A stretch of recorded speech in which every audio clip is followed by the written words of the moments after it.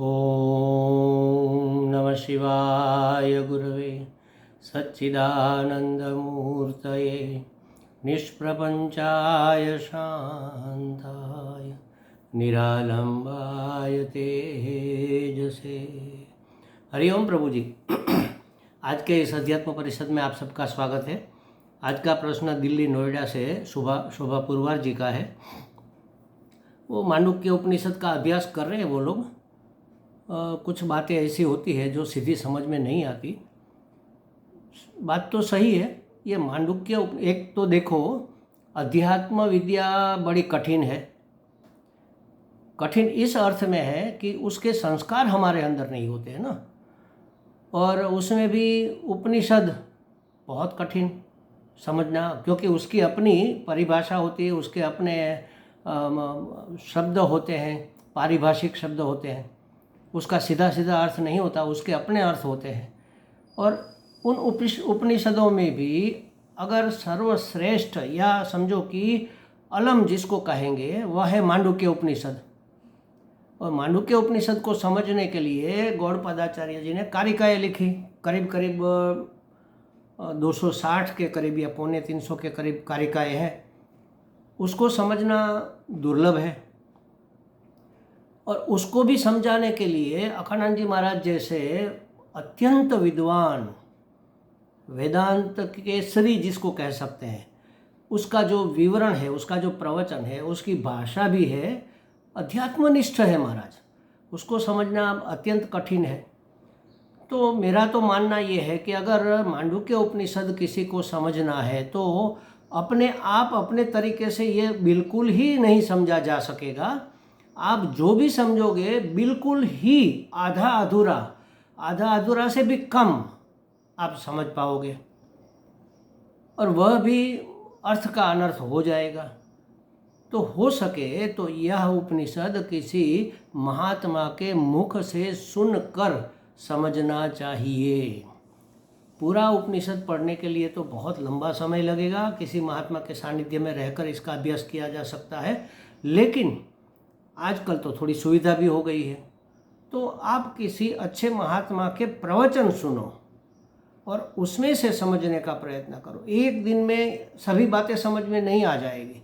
जैसे आपने यहाँ पूछा है कि अस्य तिष्ठान दशांगुलम, ये पुरुष सूक्त का विधान है। उसमें लिखा है कि इससे 10 अंगुल ऊपर।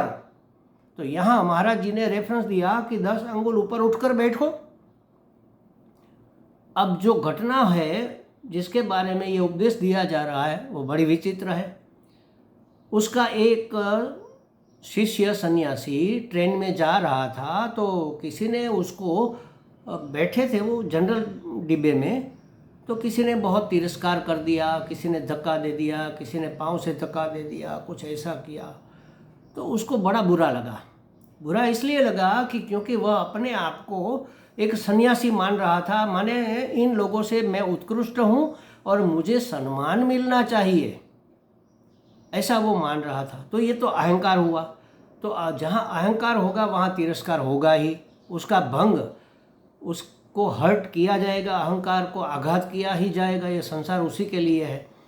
और दूसरा, किसको वह सन्यासी मान रहा था? अपने आप को, माने अपने शरीर, अपने वेश, अपने वस्त्र, इन सब को लेकर वह अपने आप को उत्कृष्ट मान रहा था। तो ये शरीर तो मल भांड है महाराज। ये अखंडानंद जी महाराज के शब्द है। ये तो मल भांड है। मल भांड माने मल मूत्र से भरा हुआ भांड, घड़ा, जिसको ऊपर से ये चमड़ी का गोरा गोरा रेपर लगा दिया गया है, और 9-10 जो छिद्र है उसमें से कहीं से भी सुगंध नहीं निकल रही है। हमारे जो 9 छिद्र है, 2 आँख के, 2 कान के, 2 नाक के, 1 मुँह के, 2 अधो शरीर के, हर एक में से जब निकलता है गंदगी ही निकलती है। तो ये तो कूड़े कचरे का ढेर है। जहाँ कूड़े कचरे का ढेर होगा वहाँ लोग क्या करेंगे? अपना कूड़ा वहीं पर फेंकेंगे, उस ढेर में और ज़्यादा बढ़ोतरी करेंगे। एक जगह कूड़ा इकट्ठा करना है तो एक ढेर बना दो, वहाँ उस ढेर पर सब लोग कूड़ा डालेंगे। अब उस कूड़े करकट के ढेर ऊपर आप बैठोगे तो आपके ऊपर कचरा तो पड़ेगा ही, कूड़ा तो पड़ेगा ही। तो यहाँ महाराज ने अपने सन्यासी शिष्य को कहा कि तुम कूड़े कचरे के ढेर पर क्यों बैठे थे। माने इस शरीर में, ये शरीर कूड़े कचरे का ढेर है, उसमें अगर तुम अपने आप को मैं मान रहे हो, मैं करके बैठे हो, ये मैं हूँ, तो इसके ऊपर तो गंदगी गिरेगी ही, इसका अपमान होगा ही, इसका तिरस्कार होगा ही। तो महाराज क्या करे, 10 अंगुल ऊर्ध्वम, इससे 10 अंगुल ऊपर उठकर बैठो। माने 10 अंगुल माने अनेक प्रकार से समझाया जाता है इसको। एक दृष्टि ये है, सरल भाषा में अगर आपको समझाऊं, क्योंकि आप कठिन बातें समझ नहीं पाओगे। तो 10 हमारी जो इंद्रियां हैं, इसी से हमें इस संसार का और अपने आप का भी भान होता है। आँख देखती है कि हाँ ये संसार ऐसा है, अपने आप को भी आईने में या इधर उधर करके देखती है कि हाँ मैं इतना लंबा चौड़ा मोटा गोरा चिट्टा हूँ। कान सुनते हैं, घ्राण सुगंध लेती है, माने हमें पूरी सृष्टि का, इसमें अपना शरीर भी आ जाता है, अपने आप को भी सम्मिलित कर लीजिए। उसका ज्ञान 5 ज्ञानेंद्रियों से होता है, और उस ज्ञान से मिलने वाला बोध अगर हमें आनंदप्रद हो, सुखद हो, उसके लिए कुछ हम करते रहते हैं। ये 5 कर्मेंद्रियाँ, ये 10 इंद्रियों में अपने आप को मैं मान लेना, मैंने देखा, मैंने सुना, मैंने किया, ये मैं मान लेना हुआ ना। आँख को ऐसा हम नहीं कहते कि आँख मैं हूँ, लेकिन कहते मैंने देखा, देखा तो आँख ने, तो आँख को हमने मैं मान लिया कि नहीं। उसी तरह कोई कार्य करते हैं तो हाथ से किया जाता है, पाँव से चलकर वहाँ पहुँचा जाता है, तो हम कहते मैं गया, तो गया तो पाँव, मैं तो हर जगह हूँ ना, कहाँ मैं आ जा सकता हूँ। अगर चैतन्य हूँ, आत्म तत्व हूँ, तो मैं हर जगह व्याप्त हूँ। अपने आप को ये शरीर मान लिया तो हमने कहा कि मैं वहाँ गया, मैंने यह किया। अगर किया तो परिणाम भी आपको भोगना पड़ेगा, कर्ता भोक्ता बने, सुखी दुखी हुए। तो ये सब कचरे के ढेर में बैठने से होता है। इस इंद्रियों के ज्ञान से ऊपर उठ जाओ, और कहाँ बैठो, इसके ऊपर का स्थान कौन सा है, 5 ज्ञानेंद्रियों, 5 कर्मेंद्रियों और 11वां है मन। मन माने अंतःकरण। तो अंतःकरण को भी मैं नहीं मानना है, लेकिन वहाँ पर साक्षी रूप में बैठो कि ये जो हो रहा है मैं उसको जानने वाला हूँ, मैं उसका दृष्टा हूँ, मैं उसका साक्षी हूँ। साक्षी रूप में 10 अंगुल ऊर्ध्व माने अपने साक्षी स्वरूप में बैठ जाओ। जो हो रहा है होने दो, देखो, जानो, समझो, बस उसको प्रोत्साहित मत करो। कोई भी विकार अगर जगता है समझो शरीर में, इसके बारे में भी एक प्रवचन हमें यहाँ पर थोड़ी स्पष्टता करनी पड़ेगी। कई लोग पूछते हैं कि महाराज हमारे अंदर काम विकार बहुत जागता है, हमें तो साधना करनी है, तो इस काम को कैसे जीते। तो भगवान ने गीता जी में कहा अभ्यासेन तु वैराग्य, अभ्यासेन तु कौन्तेय वैराग्येण च गृह्यते। मन की चंचलता को स्थिर करने के लिए, काम को जीतने के लिए अभ्यास करो और वैराग्य करो। लेकिन क्या अभ्यास करें, इसके लिए भी एक मार्गदर्शक एपिसोड हमें बनाना पड़ेगा, कभी बनाएंगे।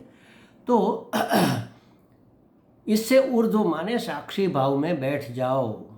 वो अपने शिष्य को समझा रहे हैं, 10 अंगुल ऊर्ध्व बैठ जाओ। इंद्रियों के इस पुंज में, इंद्रियों के इस बंडल में आप क्यों समाये हुए हो। आप ये थोड़े ही हो, ये तो आपके है। जो हमारा होता है वो हम नहीं होते। ये इंद्रियां हमारी है, तो जो चीज़ हमारी होती है वो हम नहीं होते। जिसको हम देखते हैं, जानते हैं, समझते हैं, इंद्रिय ग्राह्य है, वो हम नहीं होते। वो दृश्य होता है, हम तो दृष्टा है। तो दृष्टा भाव में बैठ जाओ, साक्षी भाव में बैठ जाओ, तो तुम्हारे ऊपर कोई कचरा नहीं डालेगा। जिसके ऊपर डालेगा वह तुम नहीं हो। अपमान तो होगा, लेकिन किसका होगा, तुम्हारा नहीं होगा। ये अहंकार का अपमान होगा, ये शरीर का अहंकार होगा, ये बुद्धि का अहंकार अपमान होगा, तुम्हारे साधनों का। ये जो है, जो अनात्मा है, वो हर क्षण बदलता है, हर क्षण बदलता क्या बिगड़ता है, समझ लो। तो जो बिगड़ने वाली चीज़ है वो तो एक दिन बिगड़ेगी, सड़ेगी, गलेगी, मिटेगी, जल भून कर राख हो जाएगी। तो उसका क्या अभिमान करना। 10 अंगुल ऊर्ध्व बैठो, ऐसा उसने अपने शिष्य को समझाया। ये हमें भी समझना है महाराज। जब भी हमें कोई आघात, मानसिक आघात लगता है, किसी ने हमारा अपमान कर दिया, हमारी कोई योजना फेल हो गई, हमें कभी निराशा प्राप्त हुई, हमारा पुरुषार्थ सफल नहीं हुआ, हमें योग्य सम्मान नहीं मिला, किसी भी चीज़ में, आप कहाँ बैठे हो। हमारे गुरुजी कहते हैं, देखो ये तो अखंडानंद जी महाराज की बात है, हमारे गुरुजी कहते हैं कि जब भी दुख होता है तब देखो कि हम कहाँ बैठे हैं, किसको दुख हो रहा है। कहाँ बैठे माने किसको दुख हो रहा है। अब बच्चों ने हमारी बात नहीं मानी और हमारी आज्ञा के विरुद्ध काम कर दिया तो हमें दुख हुआ। तो आप कहाँ बैठे थे? आप माँ के वेश में बैठे थे, आप पिता के वेश में बैठे थे। माता पिता के वेश में आपने भूमिका निभाई, बच्चों को आज्ञा दी, बच्चों को मार्गदर्शन दिया, लेकिन उन्होंने नहीं माना। तो दुख किसको हुआ? पिता को हुआ ना, माता को हुआ। वो तो आपका एक वेश है, एक रोल है आपका, तो उसको निभाओ, रोल निभाओ। आपका काम था, आपने कर दिया। अब परिणाम की, अब फल की अपेक्षा क्यों रखते हो कि हम जैसा चाहते वैसा ही होना चाहिए? ये तो जबरदस्ती हुई। तो जब भी दुख होता है तब देखो कि आप कहाँ बैठे हो। कोई कहेगा अरे आप तो बड़े कद्रूप है, बिल्कुल असुंदर है, तो हमें दुख होता है, पीड़ा होती है, हमें अपमान लगता है, हमारे अहंकार को ठेस पहुंचती है। तो हम कहाँ बैठे हैं? शरीर में बैठे। कद्रूपा तो शरीर है। कोई मुझे कहे बड़े महात्मा बने फिरते हो, आप तो बड़े बुद्धू हो। तो जिसने कहा कि आप बड़े बुद्धू हो तो किसे कहा? मेरी बुद्धि को कहा ना बुद्धू। तो बुद्धि तो मेरी है, मैं थोड़ा हूँ। मैं तो अनंत चैतन्य अखंड एक रस नित्य शुद्ध मुक्त शुद्ध बुद्ध मुक्त अखंड आनंद स्वरूप हूँ, चैतन्य हूँ। मेरी बुद्धि परिपूर्ण थोड़ी ही हो सकती है, कहीं ना कहीं तो उसकी मर्यादा होगी। जो मिला है देहादि संघात वह मर्यादित है। तो मेरी बुद्धि को उन्होंने बुद्धू कहा, इसमें मुझे क्यों पीड़ा हो रही है भाई? तो हम कहाँ बैठे थे? बुद्धि में बैठे थे। जब भी दुख होता है तब सोचो कि हम कहाँ बैठे हैं। किसी ने हमारे घर के सामने कूड़ा फेंक दिया, हमें बड़ा दुख हुआ। क्यों? क्योंकि घर को हम मेरा मानकर घर में बैठे हैं। मेरा व्यवहार सत्ता के लिए भले ही मेरा है, कचरा डालना नहीं चाहिए, डाला है तो साफ कर देंगे, और क्या करेंगे? उसको समझाएंगे। एक बार, दो बार, तीन बार नहीं समझेंगे तो समझ लो कि हमारा ऐसा प्रारब्ध है। लेकिन हमें कहाँ बैठना है इसकी स्वतंत्रता हमको है। अगर हम कूड़े कचरे के ढेर में नहीं बैठेंगे तो कोई हमारे ऊपर कूड़ा कचरा नहीं डालेगा, डाल ही नहीं सकता, और जिसके ऊपर डालेंगे वो हम है नहीं। तो इस प्रकार स्वामी अखंडानंद जी महाराज ने अपने शिष्य को समझाया कि अस्य तिष्ठान दशांगुलम।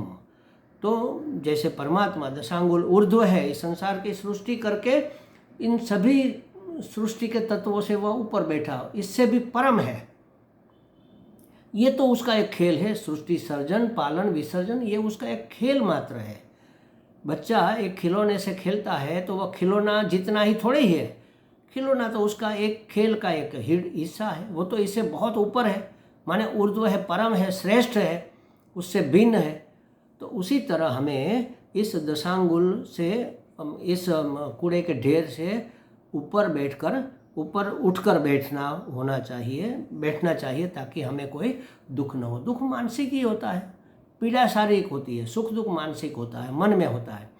तो मन से हमने मान लिया है कि ये मैं हूँ, और जिसको हमने मैं माना उसका अपमान होता है, उसका तिरस्कार होता है, उसका अनादर होता है, उसकी योग्य वैल्यू नहीं होती है, उसको सम्मान नहीं मिलता है, तब हमें दुख होता है। तो ये तो कूड़े के ढेर में हम बैठे हैं। निकलो वहाँ से, अपने आप में स्वस्थ हो जाओ, स्व में स्थित हो जाओ। स्वस्थ आदमी इसी को कहते हैं जिसको कोई रोग नहीं, और हमें तो रोग लगा हुआ है, भव रोग जिसको कहते हैं, संसार रोग कहते हैं। तो इस रोग से अगर मुक्त होना है तो स्वस्थ होना पड़ेगा, स्व में स्थित होना पड़ेगा, स्वस्थ होना पड़ेगा, तभी हम इस कूड़े कचरे के ढेर से अलग उठे माने जाएंगे। हमें लगता है शोभा जी को कुछ स्पष्टता हो गई होगी। हरि ओम।